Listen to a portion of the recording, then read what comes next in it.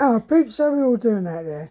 It's bloody miserable out there, isn't it? The weather's terrible, so I've decided I'm going to stay indoors and do a video today.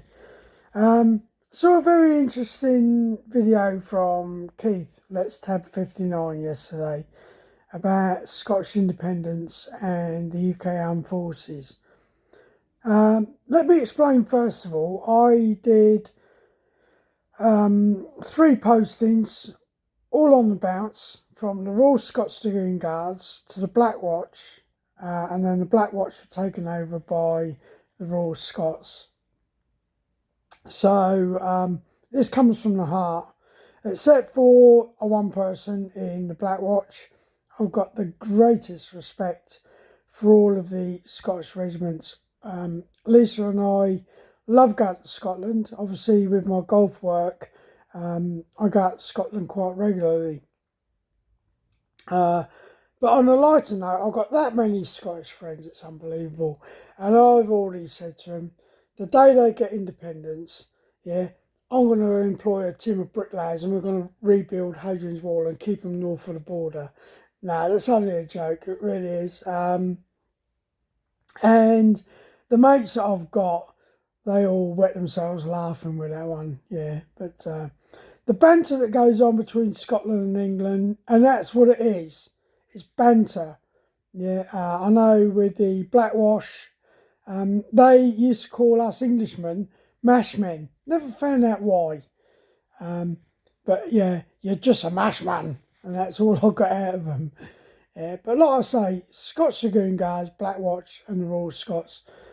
I must admit, out of the three of the regiments that I served attached to, my heart is always with the Royal Scots. I was involved with them.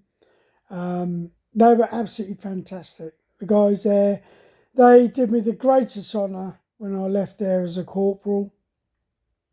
They actually paraded me around the barracks on a board on their shoulders. I was with Fire Support Company, and they did me the greatest honour. They really did. So I've got the greatest respect for all of the Scottish regiments. I, like Keith, feel they were let down by the MOD when we suddenly got rid of all the Scottish regiments such as the Black Watch, Royal Scots, the Argyll and Sutherlands, Highland Fusiliers, all of these great regiments. They suddenly got amalgamated into the Royal Regiment of Scotland. And don't get me wrong, yeah, there's companies within the Royal Regiment of Scotland that are still sort of affiliated to those great regiments. But the thought of the Scots getting independence and what would happen then with the armed forces, and like Keith said, I'm not doing this politically. I personally, I couldn't give a monkeys. If they want independence, they can have it. Yeah, I'm not a politician. I don't follow politicians at all. But if they vote for it and they get independence, that's fine. Now, with the UK Armed Forces, what I would say is we might struggle, yeah, with regards to the armed forces, because not only have we got Scottish regiments, but there's all the various corps. Yeah. Now, if you look at all of those corps, you'll find, yeah, lots of Scotsmen in there, Scotsmen and Scotswomen, yeah, within the various corps. So what's going to happen there? If they get independence, are those people going to switch allegiance and want to go to form the Scottish Defence Force or whatever it's going to be called? Now, we're struggling at the moment to recruit. We're struggling to retain people in the armed forces, is what I understand. Yeah. So if suddenly Scotland gets its independence and suddenly all the jocks decide, right, that's it, I'm going to go and serve my country, and quite rightly so, don't get me wrong, yeah, for them to go and serve their country rather than the UK or the English army, as it will probably end up being, that's quite right, that's their decision. But the fact is, it's going to deplete our armed forces. It really is. Now, with regards to what Keith was saying about air cover and everything like that, they'd be relying on probably the RAF. And again, within the RAF, there's lots of Scots people there. Yeah. Are they going to suddenly decide to switch allegiance and go and serve under the Scottish Air Force or whatever it may be? But the fact is that, like the oil fields and everything like that in the North Sea, the coast of Scotland, we've got all of the coast up there, like Lossiemouth and everything, where we've got an RAF squadron up there for early warning and so on. So it will probably work for the Scots, but they're going to have a far smaller and depleted armed force. But again, if that's what they want, that's what they'll have, and I wouldn't begrudge them that. The Scots people that I've served with, like I say, I've got the greatest respect for them. Hardy people, very hardy people, yeah, and especially within the infantry, yeah, some real tough nuts. One person that I want to mention is a bloke called John Lothian. When I knew him, he was a corporal in the Royal Scots. No one messed with Big John. And it's like the colour sergeant, he ended up being my sergeant major actually in Fire Support Company. But Davy the Rock Henderson. Now, Davy was actually REME, regimental duties. He was actually one of my platoon corporals when I went through basic training.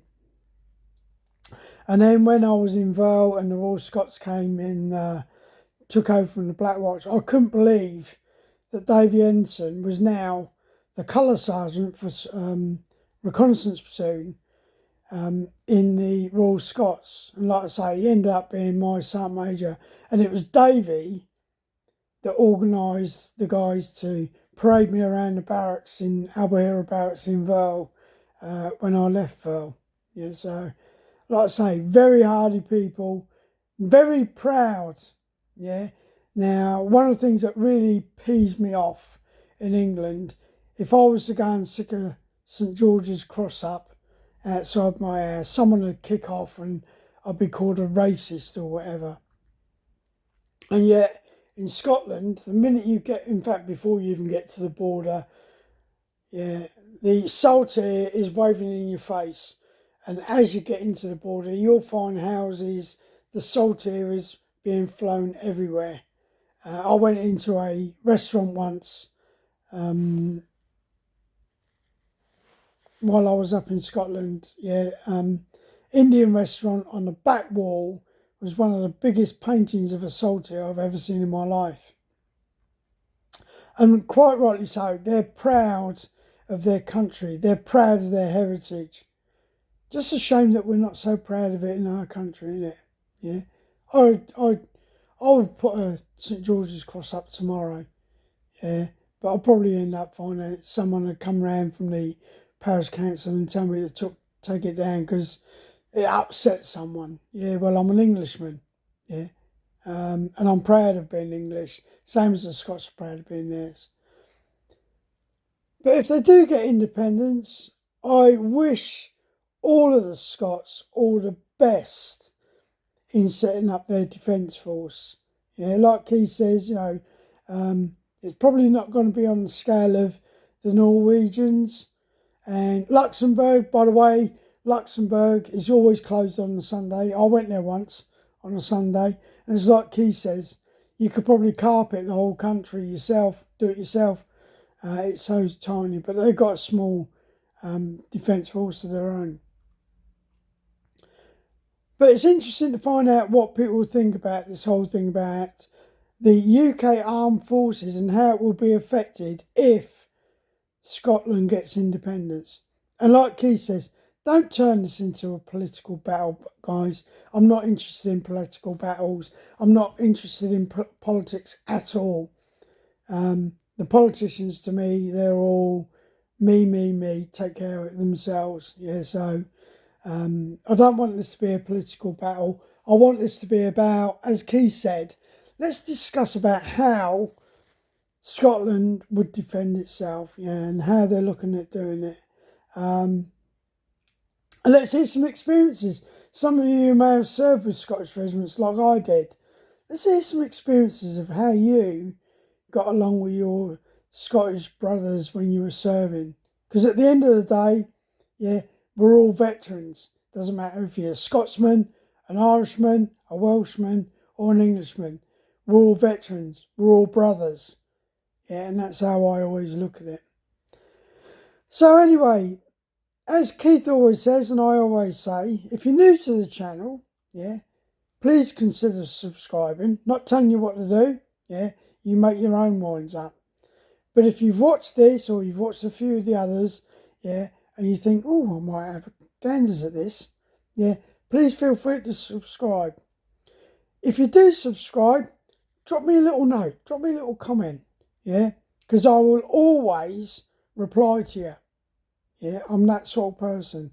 It's great that you subscribe to my channel, and I want to acknowledge the fact that you've subscribed and joined me. So please drop me a little note in there and I'll reply to you. Anyway, like I say, it's miserable out there. I've got to go out and do some shopping now. So I'm going to leave you with that. Please, everyone, take care of yourselves. Stay safe. Yeah, and I will catch up with you again soon. And as Keith always says, let's tab.